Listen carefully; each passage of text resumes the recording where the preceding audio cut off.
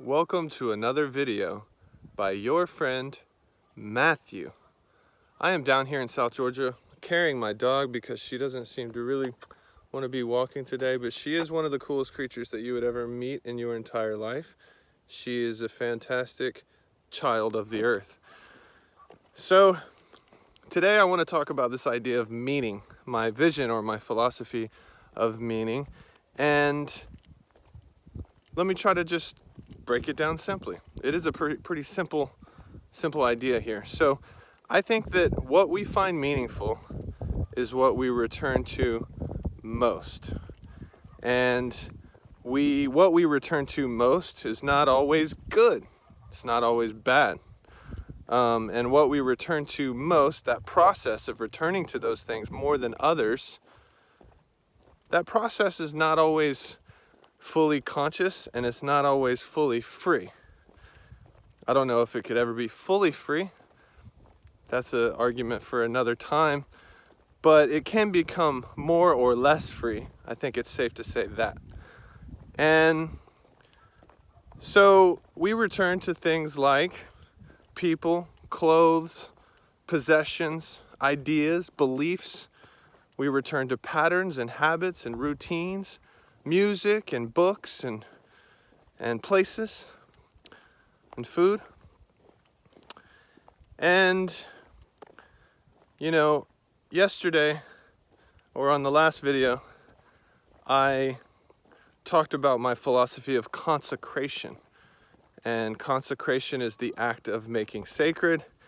And I argue in that video and in the book I'm working on that for the human being, consecration involves the facilitation. Okay, consecration involves heightened attention, intention, and care. And I don't think we can have much heightened intention, attention, and care unless we become less mechanical. I think that most people, most of the time, our inner and outer behavior is fairly mechanical. It's kind of on somewhat of autopilot or somewhat unconscious, or it's just happening of itself. And if you don't resonate with that, that's fine. Maybe I'm wrong. This seems true to me, but either way, I would encourage you to observe yourself, observe your own thoughts, observe your feelings, observe your behavior, your reactions, all the ways that you move through the world, and try to just honestly ask yourself, how mechanical are you? How non-mechanical? Because I think that our only chance of becoming less mechanical is to start to become more honest and curious and aware of how we are already mechanical. And so the idea of consecration, if we consecrate any process or act or space or relationship, it's bringing heightened attention, intention, and care to it. So I think that there are unconsecrated versions of meaning making.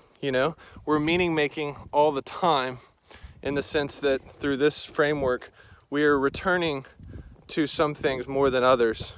So we are meaning making all the time, whether we want to or not. And that the more kind of automatic version of that, the more unconscious and untended to version of that, I would say, is the unconsecrated process of meaning making.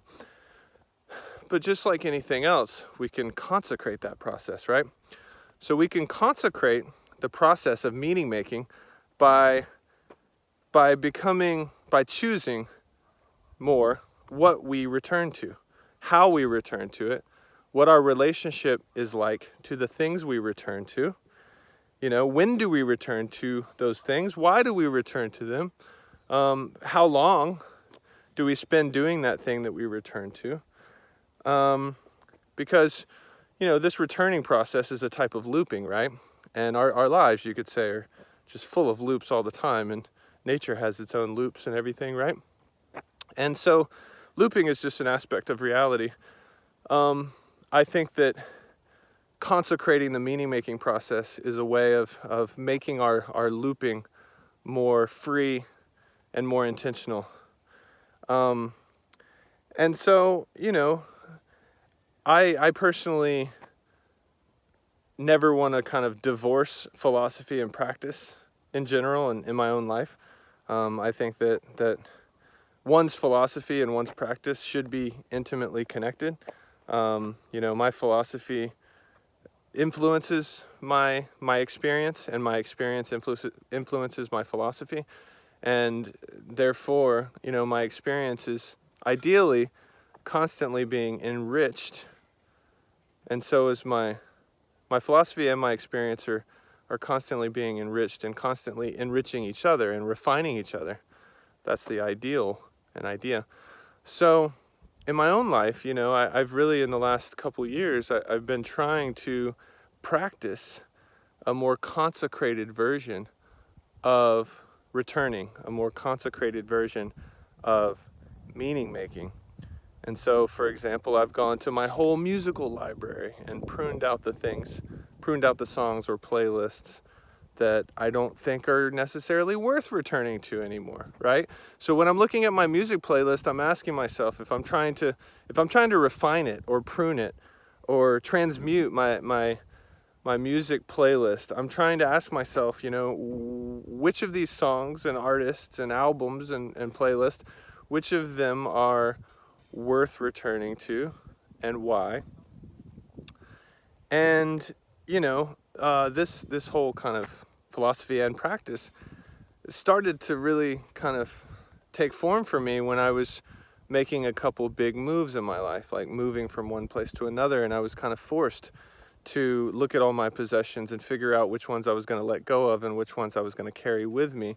And really what that was figuring out which ones I was likely to return to, which ones were worth returning to, which books was I actually going to reread. And I love rereading my favorite books. I actually love returning to my favorite things. And I just, there are and have been things in my life that are not necessarily worth returning to. And I want to be honest and aware of that. And there are things that I return to that are worth returning to, and I want to be kind of more conscious about what meaning I associate with those things, and what do those things give me, and how do they shape me, and what do they say about me, and all that stuff. So, I think that the meaning-making process is happening whether we want it to be or not, and I think it's way more interesting and empowering to have more freedom and awareness around that process, and kind of choose more what we return to and how we return to it. And it's creative. It's a creative act. It's a creative experiment. It's like almost a creative project. And I will leave it there for today, because in my next video I want to talk about my philosophy of the soul, or this idea of cultivating the soul landscape. And really that just builds on these ideas of meaning making and consecration, and the consecration of the meaning making process. So I hope that gave you something to chew on, and I hope you check out the next video. Leave any comment with questions or concerns or thoughts and feelings that you might have about any of this stuff. And until next time, peace.